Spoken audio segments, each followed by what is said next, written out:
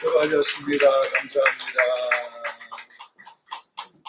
자, 오늘 하나님 말씀 우리 다 같이 찾겠습니다. 여호수아 3장 7절로 13절까지 말씀을 우리 다 같이 함께 합독합니다.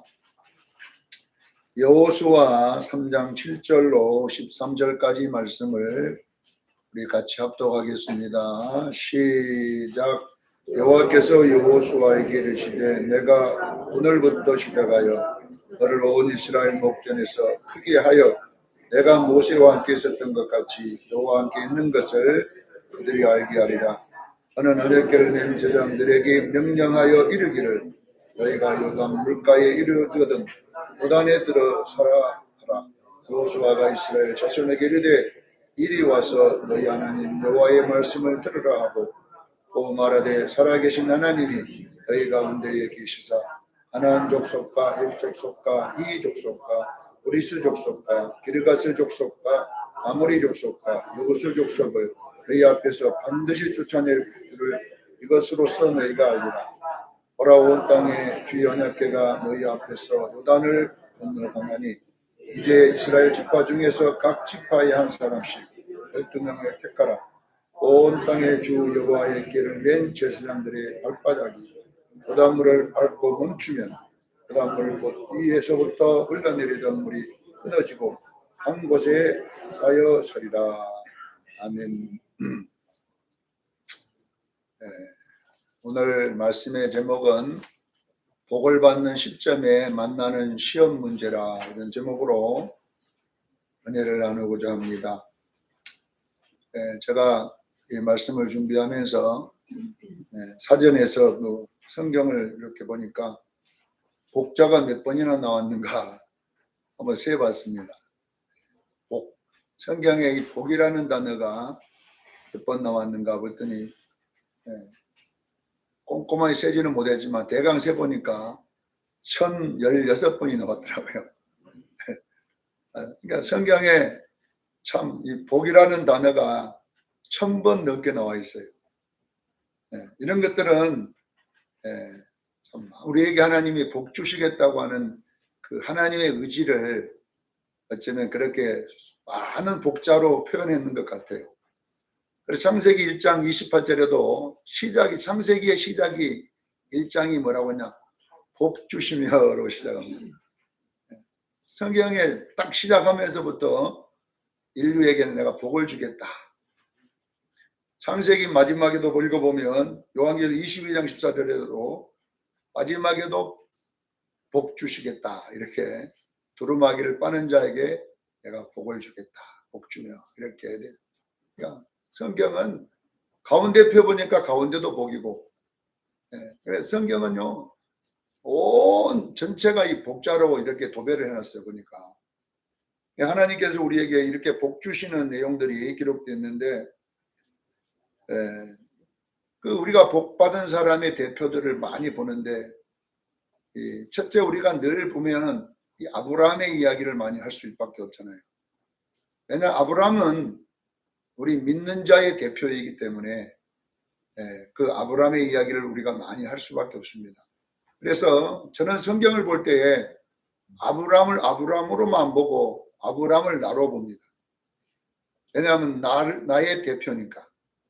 대표란 말이 무슨 말이냐 그러면 이제 우리가 아파트를 짓기 전에 아파트 분양을 하려고 아파트 똑같이 생긴 모델하우스를 지어가지고 아직도 아파트 땅을 이제 땅 닦고 있을 때에 벌써 모델하우스는 지어놨잖아요.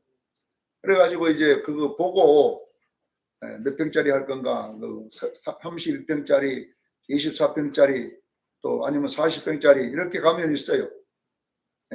그 모델하우스를 뭐냐 그러면 앞으로 질 많은 아파트의 대표라는 거예요.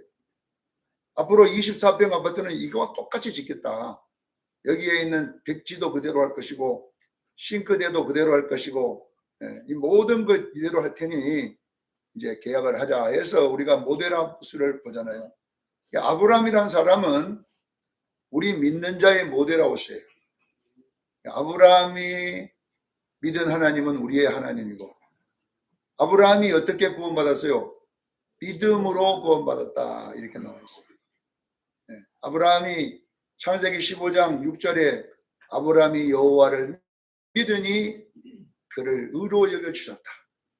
로마서에 보면 사도 바울은 아브라함만 위한 것이 아니요, 이것은 바로 모두 예수 믿는 자와를 위한 것이다.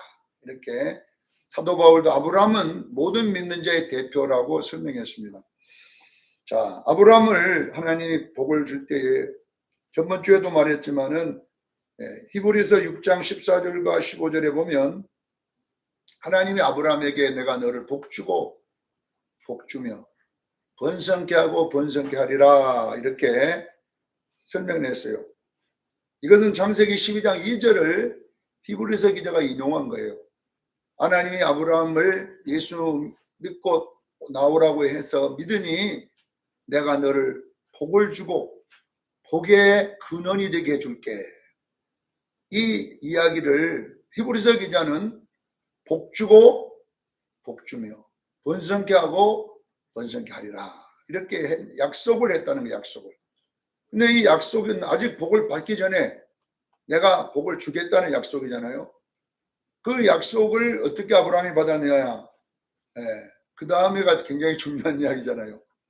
히브리서 기자는 뭐라고 이야기하느냐. 오래 참아 그 약속을 받았느니라. 어떻게 받았다고요? 오래 참아. 오래 참는다는 말은 시험에 합격해서 받았다는 뜻이에요. 오래 참았다는 이야기는 복 받을 준비가 다 됐다. 그러니까 복을 받을 그릇을 다 만들었다. 이러니까 그 그릇에다가 복을 줬다라는 뜻입니다. 여러분, 이 복 받을 시점에 하나님 우리에게 복을 줄 때는 반드시 복 받을 수 있도록 시험을 해본다는 거잖아요. 네가 그릇이 다 됐느냐, 아직 그릇이 멀었느냐를 보고 복을 준다는 것입니다.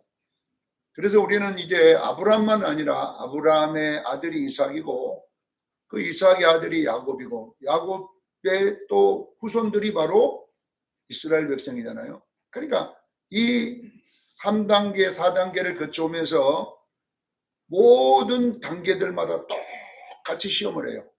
시험 문제는 작년에 냈던 시험 문제 올해 도로 나옵니다. 작년에 내 선배가 봤던 그 시험 문제는 내가 보는 거예요. 그러니까 아브라함이 본 시험 문제는 우리의 시험 문제입니다. 깨닫기를 바랍니다.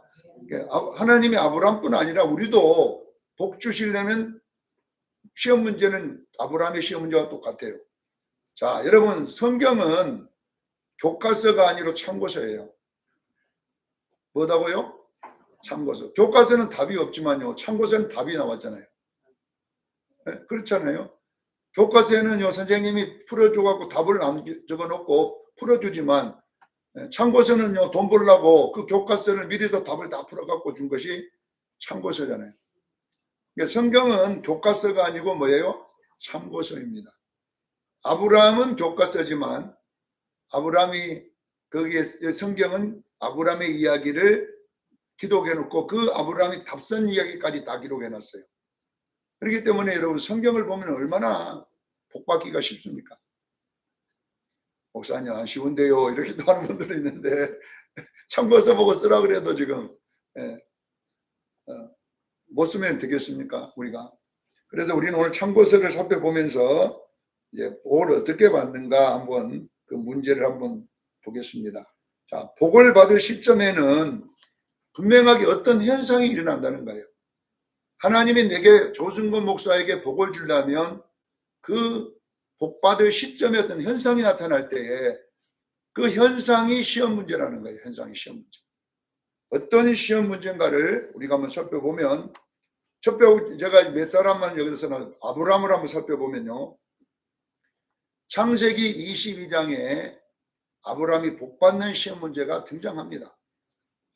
그전에도 시험 문제가 몇 가지 있었어요. 그런데 진짜 복을 주는 시험 문제는 창세기 22장 1절 2절 말씀입니다. 자, 1절 2절의 시험 문제를 보니까 뭐냐면은 하나님이 아브라함을 시험하셨다. 이게 1절 창세기 22장 1절 말씀이에요. 하나님이 아브라함을 어떻게 했다고요? 시험하시려고 이렇게 됐어요. 이거는 하나님의 시험 문제잖아요. 예. 아브라함이 하나님을 시험하려고 했는데 그 2절에 뭐라고 하냐. 그 시험 문제가 나왔어요. 네 독자 아들, 네가 사랑하는 독자 아들을 갖다가 모리아산에 갖다 죽여라 이렇게 돼 있어요. 번제로 드리란 말은 죽이라는 말이에요. 죽이라는 말. 자, 여러분 보세요. 이 아브라함이 아들 독자라고 하는 것은 이제 우리 그 이야기를 우리들의 이야기로 한번 이렇게 한번 끌고 와봐야 돼요. 우리도 하나님께서 뭔가 죽이라고 할 거 아닙니까? 근데 우리도 보고 조다윗 죽이라. 하나님 이러지는 않을 거 아닙니까? 조다윗을 5층에 올라가 갖고 네가 칼로 떠갖고 죽이라. 그렇게 우리 안 합니다. 이거는 하나의 상징적 것인 상징. 그러니까 이삭은 뭘 상징하냐 이게 중요하거든요. 지금 우리들에게는요. 이삭이 뭐냐 그러면요. 나의 하나 남아있는 마지막 남은 자존심입니다. 깨닫기를 바랍니다. 독자 이삭 하나밖에 없는 거잖아요. 그러니까 여러분 속에도요. 마지막 자존심이라고 하는 게 있잖아요. 하나 남은 거 다 내가 죽고 그래 양보하지만 이것만 내가 양보 못한다. 이런 것들이 이제 뭐냐면 이게 독자 이삭입니다. 여러분 속에 있는 마지막 남은 자존심 다 있습니다. 그게 뭐냐 그러면 하나 남아있는 독자입니다. 자, 이것을 죽여야 되는데 왜 이것을 하나님이 죽이라고 그러냐면요. 원래 창세기 3장 5절에 보면 마귀가 아담 부부를 찾아와 가지고 뭘 챙기라 그랬냐면 자존심 챙기라 그랬거든요. 네 스스로 살 수 있다고 했어요. 네가 하나님 같이 된다고 그래서 선악과 따먹으면 하나님이란 말은 무슨 뜻이냐면 스스로 계신 분이란 뜻이에요. 하나님 스스로 존재할 수 있는 분은 하나님 한 분밖에 없음을 믿으시기를 바랍니다. 그러니까 이 스스로 계신 하나님과 같이 니도 스스로 돼. 그러니까 이 말이 뭐냐 그러면 이제 네 자존심 챙겨. 네가 바보냐? 네가 하나님한테 붙어가고서 왜 살아가? 네 스스로 살 수 있어. 이런 내용 아니겠습니까? 그래서 여러분요. 이 스스로 존재하고자 하는 인간의 그 중요한 속에 있는 포인트가 뭐냐 그러면 자존심입니다. 자존심. 그래서 우리 속담에도 그런 내용이 나와 있잖아요. 지렁이도 속담은 잘 외우죠. 성경구절 보니까. 지렁이도 밟으면 꿈틀거린다는 말이 이 자존심 건드리면 다 폭발한다는 이야기거든요. 그러니까 우리 속에는요. 밟으면 이런 게 있잖아요. 아까 제가 히브리서 기자가 이야기를 했잖아요. 아브라함 오래 참아 그 약속을 받았다 이렇게 됐잖아요. 이 오래 참는다는 말이 뭔 말이냐 그러면요. 결론은 여러분 자존심이 밟힐 때에 참아냈다는 뜻이에요. 참아내려면 어떻게 되냐. 죽어야 참아낼 수 있습니다. 죽어요. 안 죽으면 절대 못 참아내거든요. 절대 안 됩니다. 그래서 오늘 이 창세기 22장에 나온 이 이야기는 뭐냐면 네가 100% 죽었느냐를 시험하는 테스트입니다. 하나님이 우리에게 축복을 주려면 여러분 0.1% 남아있는 이 독자는 안 되는 거예요. 이건 남아있으면 안 되는 거예요.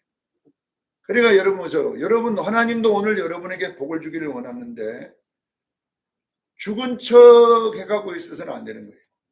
죽은 척 하면요.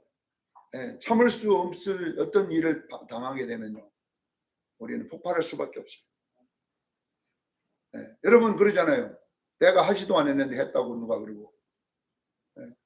모든 것은 나에게 오해를 해가지고 그 책임을 나한테 넘길 때는 여러분 저녁에 잠 뭡니까? 이순단 권사님? 저녁에 잠 못 잡니다. 억울해갖고 잘 수가 없잖아요. 내가 한 것은 누가 말하면은 그래 내가 했다 그러지만은 내가 그 근처에도 가지도 않았는데 누가 딱 보니까 옷이 이순단 권사하고 비슷했는 모양이야. 그게 싹 나가니까 보니까 누가 보니까 이 순간이구나 이렇게 해가지고 거기다가 이제 포인트를 둬가지고 했다 그러면 내가 그거 간 적도 없는데 내보고 그 갔다고 하고 오해를 하고 있으면 여러분 생각해 봤어요. 백원사님 그때 쓰면요 이제 난리 납니다. 이제 이거는 난 이해하지만은 우리가 여러분요 이런 일들을 우리가 할 때 아브라함을 하나님이 시험했다 그랬지 문제를 준 거 아니야. 하나님이 시험했을 때에 우리가 여러분 복을 주기 위한 시험을 믿으시기를 바랍니다. 하나님은 우리에게 복 주시기를 원한다니까요. 그런데 하나님의 단점이 하나 있어요. 하나님은 단점이 없지만은 단점이라고 우리가 어떤 걸 붙인다면은 말씀을 소홀할 수 없는 분임을 믿으시기를 바랍니다. 자신이 법을 정하였으면 우리 인간은 내가 정하다가 불리하면 법을 바꿔요. 당들도 보세요. 당도. 자기가 어떤 일을 할 때에 집권당이 딱 되면요. 결론은 법을 바꾸잖아요. 숫자가 몰아가지고 바꿔갖고라도 그 일을 하려고 하잖아요. 근데 하나님은 여러분요. 공의가 있어야 되기 때문에 공의가 있어야 되기 때문에 그 공의로 인하여 심판주가 될 수 있는 거예요. 공의롭지 못한 분을 심판할 수가 없어요. 마귀가 여러분 지옥 가겠어요, 여러분? 하나님이 공의롭지 못하면 마귀는요 절대 지옥 안 갑니다. 아니 당신도 법을 어기면서 왜 나보고 지옥 가라고 하니까 나는 안 갑니다. 이렇게 할 수 있잖아요. 그래서 하나님의 공의의 그 증표가 뭐냐 그러면 바로 십자가입니다. 십자가. 자기 아들을 죽여야만 죄를 지면 반드시 죽여야 되고 그 죄 피값을 치러야지 죄가 속죄되기 때문에 피 흘림이 없이는 죄 사함이 없기 때문에 그 하나님의 말씀이잖아요. 공의잖아요. 공의. 그래서 하나님은 자기 아들을 죽였어. 왜 자기 아들을 죽여야 되냐? 아무나 죽이면 되잖아요.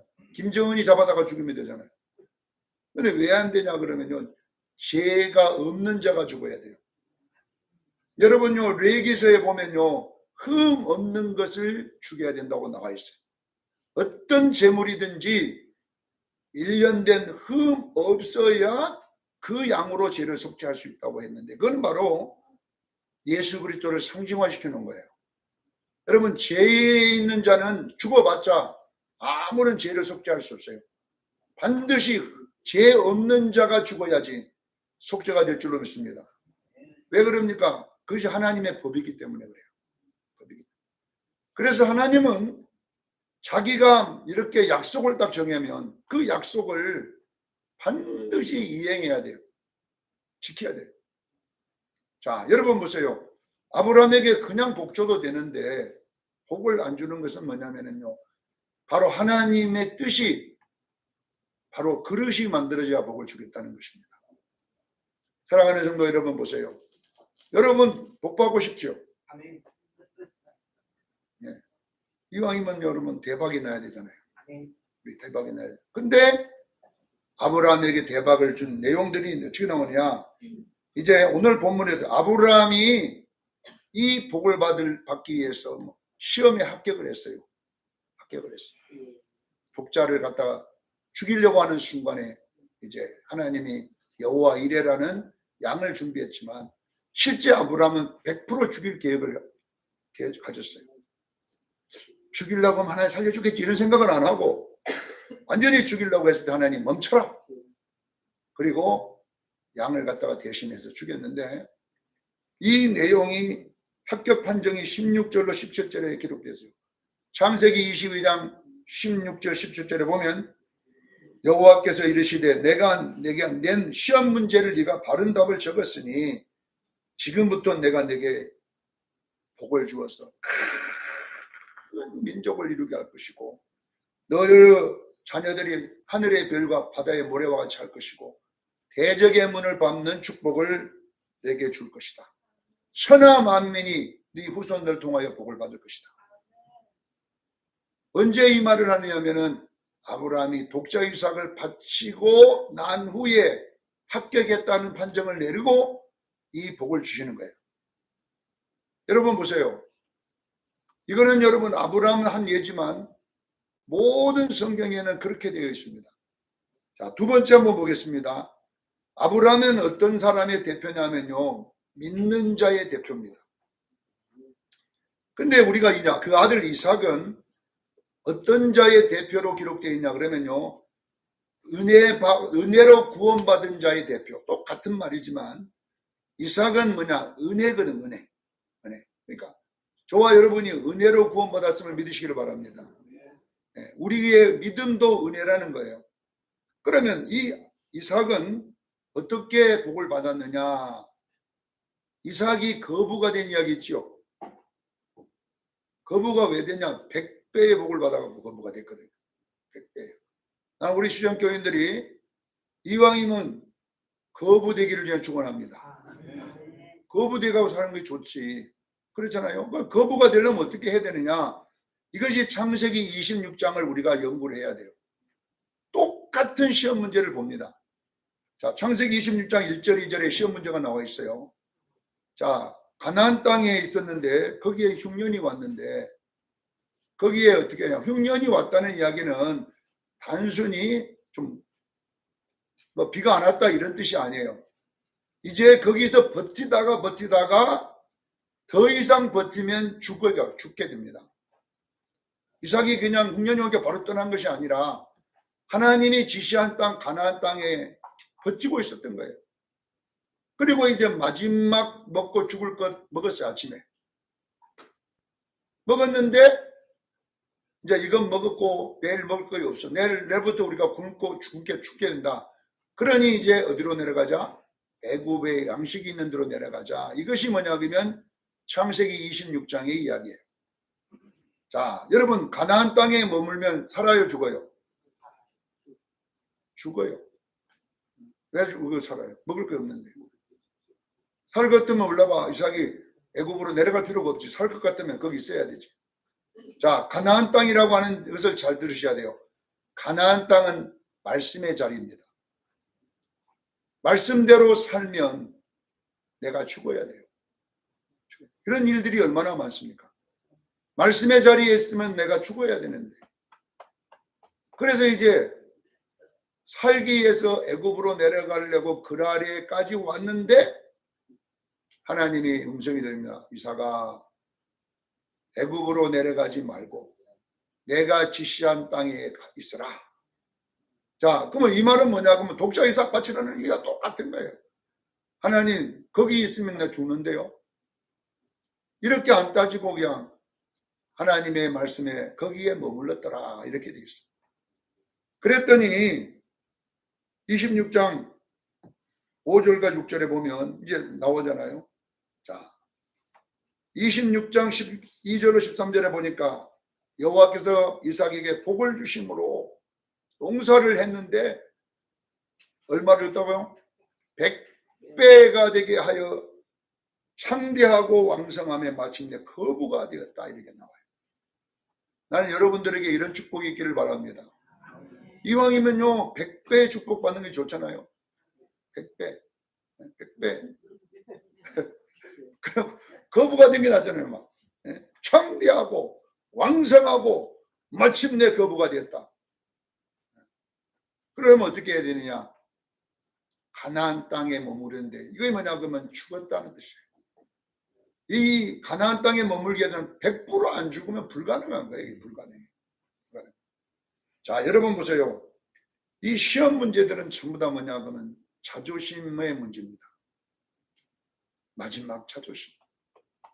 이 여러분 조승건이에도 마지막 자존심이 있을 거예요. 하나님은 알고 있잖아요. 우리 공집사님도 있잖아요. 마지막 자존심. 다른 건 참아도 이것 건들면 안 된다는 거 있잖아요. 우리 백원사님도 있지요. 향기 건드렸다가는 난리 납니다. 마지막 자존심 다 있어요. 다 있어요. 그러니까 여러분 없다 그래도 여러분요 하나님은 알고 있어요. 그러니까 나보다 더 잘 알아요. 하나님은. 조승건이가 어느 부분을 코트를 건드려야 저놈이 날뛴다는 걸 너무 잘 알고 있습니다. 여러분 다 알아요. 우리 김용진 전사도 알고 있습니다. 하나님께서 어디를 건들면 잠이 반짝 깬다는 것 알고 있습니다. 다. 그러니까 여러분요, 이거 연습해 봐야 돼요, 여러분. 복 받으려면 이것 여러분들이 연습하면요, 분명하게 거부가 되는 축복일 줄로 믿습니다. 올해 가도 안 해요. 그 해에 하나님이 한 방이에요. 우리 수정교회도 올해 한 방에 거부가 될 수 있어요. 왜냐하면요, 그 해니까 5년 동안 모아갖고 거부된 것도 아니고 10년 해갖고 된 게 아니라 한 해 만에 완전히 거부가 되게 해줄 줄로 믿습니다. 여러분의 인생은요, 하루아침에 바뀔 수 있어요. 거부가 될 수 있습니다. 그러니까 여러분 보세요. 이 자존심, 이 마지막 하나 남은 자존심을 건드려줄 때에 이건 누가 건드냐? 나를 가장 잘하는 그분이 건든다는 거예요. 건들 때 평상시 죽는 연습을 안 하면 이것이 여러분 참아낼 수가 없어요. 절대 안 되는 거예요. 그래서 여러분들이요, 매일 죽는 것을 연습하기를 바랍니다. 그러니까 이 마지막 자존심을 건들기 전에 다른 자존심 갖고 자꾸 나를 죽어봐야 돼요. 그렇게 돼야지만이 그릇이 될 줄로 믿습니다. 그러니까 이것을 여러분 꼭 아셔야 돼요. 마지막 자존심. 자, 오늘 본문도 똑같은 이야기예요. 가나안 땅은 축복의 땅이라고 했습니다.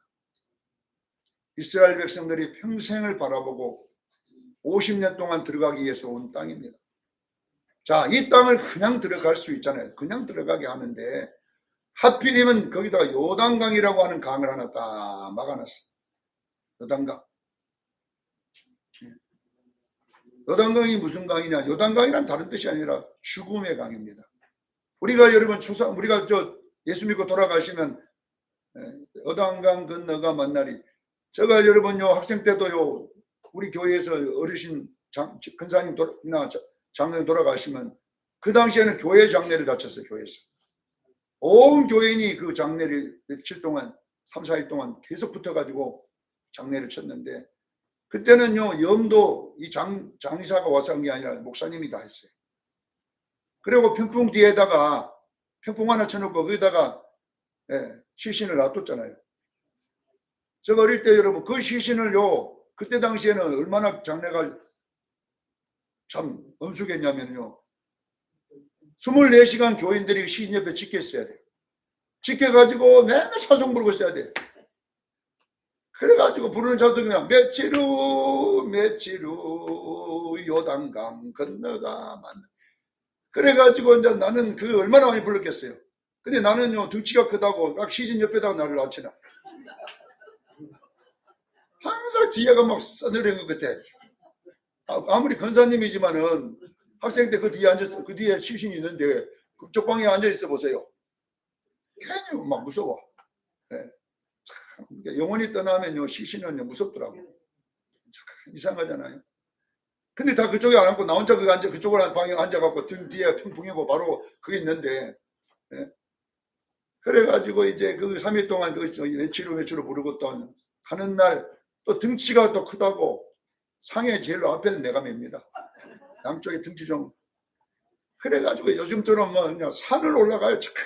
산에까지 몇 시간을 또 올라가면 뭐 안 믿는 사람들은 어농 거리지만은 우리는 교회는 뭡니까? 뒤에 권사님들 그 하얀 줄 달아가고 잡고, 그 하얀 줄을 또 뭐 때문에 다른지 몰라. 그걸 잡고 앞에는 또 그러면서 또 며칠 후 나중에 여러분요, 장례치고 계속 걸어가면서도 며칠 후 자면서도 며칠 후가 붙어가지고 요단강 건너가 만나리 계속 며칠 동안 입에서 한 장례 끝나고 한 달 동안은 며칠 후가 입에서 계속 돌아. 얼마나 많이 불러놨는지. 그래서 요단강 저는 그 이상한 요단강 그 건너가니라고. 그 요단강이라고 하는 게 뭐냐 그러면요, 죽음의 강이라는 뜻이에요. 죽음의 강을 건너갔다. 그게 왜 그러냐 그러면 실질적으로 이 요단강은 우리가 죽어서 건너가는 강이 아니라 살아서 건너가는 강이에요. 그러니까 우리가 축복의 땅에 들어가기 위해서는 이 죽음의 강을 건너가야 돼요. 죽어야 건너가는 강이라는 거예요. 그러니까 다시 말하면 축복을 받기 위해서는 반드시 죽어야 됩니다. 자, 여러분요, 이 창세기 여호수아 3장에는 요단을 건너가라 이렇게 되어 있는데 여기에 보면은 15절에 보면 어떻게 되냐 하면 그 건너가는 날 뭐라고 하냐 물이 언덕 위에 넘쳤다 이 나와요. 몸에 거둘시 보리 거둘 시기가 되면 물이 어디에 넘쳐요? 언덕 위에 넘쳤어요. 여러분요 여러분요 내가 섬진강 옆에 많이 다닌 적이 있어요. 섬진강 옆에 그 국도를 타고 저 곡성 쪽으로 쭉 올라가 보면요 섬진강 물도 여러분요 이 겨울이나 이럴 때는요 물 별로 없어요. 얼마든지 건너갈 수 있습니다. 섬진강 물도 그 섬진강 그래가지고 거기서 막 은어 잡고 막 투망해가지고 막 향어도 잡고 막 많이 잡거든요. 거기서 물 딱 해봤자 이 무릎까지밖에 안 찬 데가 많아요. 근데 여름에 여러분요 비 많이 올 때 보세요. 거의 여러분요 섬진강 그 꼭대기까지 차갖고요 석탄물이 그냥 밀려 내려갈 때 내가 볼 때는 들어가면 살 사람 있을까요? 아무리 수영 잘하는 사람도요 지금 위에 물난리가 났는데 그 흙탕물이 거의 섬진강을 넘칠 만큼 해갖고 막 내려가는 거예요. 내가 그때 들어가면 요단강 생각을 저럴 때 건너가라고 하면 내가 건너갈까? 내가 볼 때는요 건너갈 사람 한 사람도 없어요. 지금요 이 물이 지금 이때만 되면요 이 요단강 헬몬산 쪽에 뭐냐 그러면요 비가 와요. 비가 엄청난 비가 와가지고 해년마다 이 시기만 딱 되면 헬몬산 쪽에 요단강 위쪽에서요 엄청난 폭우가 쏟아져 가지고 물이 항상 넘치는 거야. 언덕이. 참 하나님도 내가 볼 때 하나님도 진짜 짓궂다. 한번 생각해 보세요. 말씀을 감고 이때 아니면요 요단강 물 별로 없어요. 이때 아니면 이왕 건너가면 물도 별로 없을 때 건너가라고 하면 다 건너갈 수 있어요. 다 건너갑니다. 그런데 하나님이 건너가라고 하는 이 날을 언제 잡냐? 위쪽에 우기가 폭우가 쏟아지고 요단강물이 넘치고 있는데 가만히 계시다가 건너가라.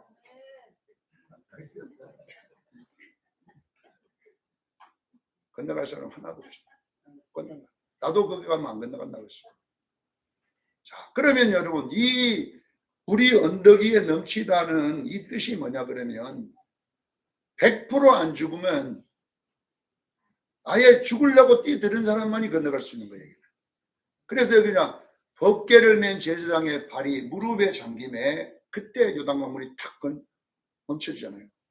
이거는 뭐냐고 물이 먼저 들어가니까 요단강이 갈라진 거잖아요. 그러니까 뭐냐 그러면 여러분 보세요. 우리가 여러분 이 가나안의 축복받는 건 쉬운 일이 아니에요. 우리들이 여러분 나타나는 이 현상은요 요단강 물이 넘치는 현상 앞에 우리를 하나님 딱 두고 죽어라 이 말이거든요. 이거는 뭐냐 그러면요 마지막 남은 자존심. 다른 거는 내가 양보할 수 있어요. 그러나 이것만은 안 된다는 이 자존심이 있어요. 이걸 죽이기는 여러분요 쉽지 않습니다. 그냥 죽지도 않습니다. 그러나 사랑하는 성도 여러분 이 마지막 자존심이 여러분에게 축복의 자존심임을 믿으시길 바랍니다. 이것만 딱 죽여보면요 이제 여러분은 이제 거부가 될 수밖에 없어요. 거부가 될 수밖에 없어요. 그 말이거든요. 자, 여러분 이렇게 시험 문제를 답을 써봐야 돼요. 답을 여러분들이 자꾸 적어야지 이런 현상이 일어날 때 답을 쓸 수 있는 거지. 답을 안 써보면 안 되잖아요. 그래서 문제를 풀 때에 문제 풀고 답 쓰고 문제 풀고 이렇게 계속 연습을 해야지 여러분들이 답을 쓸 수가 있는 거예요. 시험 볼 때. 그래서 여러분들이 하나님께서는 분명하게 우리 수정교회도 마찬가지고 우리 모두에게도 여러분 거부가 되는 복을 줄 줄로 믿습니다. 100배의 축복을 할 줄로 믿습니다. 그러면 100배의 축복을 그냥 준다 했으면 얼마나 좋아요. 시험을 해보고 주겠다는 게 문제라는 이야기예요. 시험. 그 시험이 뭐냐? 하나 남은 독자를 바치라는 거예요. 하나 남은 독자가 성경하는 거죠. 네 마지막 자존심이다. 네가 버텨왔던 그 마지막 자존심 있잖아요. 나를 나대게 했던 그 마지막 자존심 있잖아요. 이것을 하나님은 요구한다는 거예요.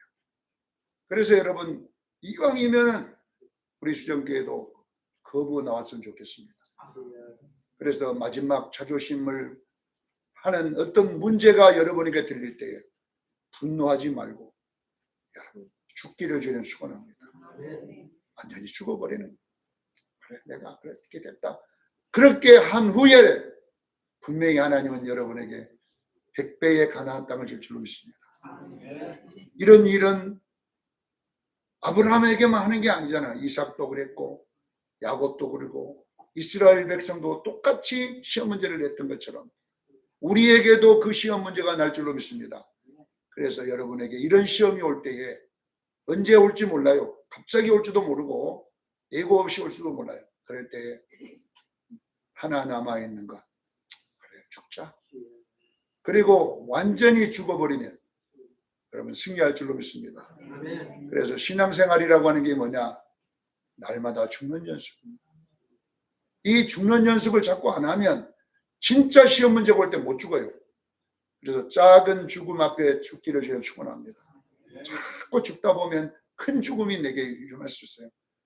오매 거둘 시기, 물이 넘치는 이 어마어마한 문제 앞에서 담대하게 법궤를 메고 우리는 요단으로 뛰들 줄로 믿습니다. 이런 놀라운 능력이 여러분에게 일어나기를 예수 이름으로 축원합니다. 기도하겠습니다. 거룩하신 하나님, 복받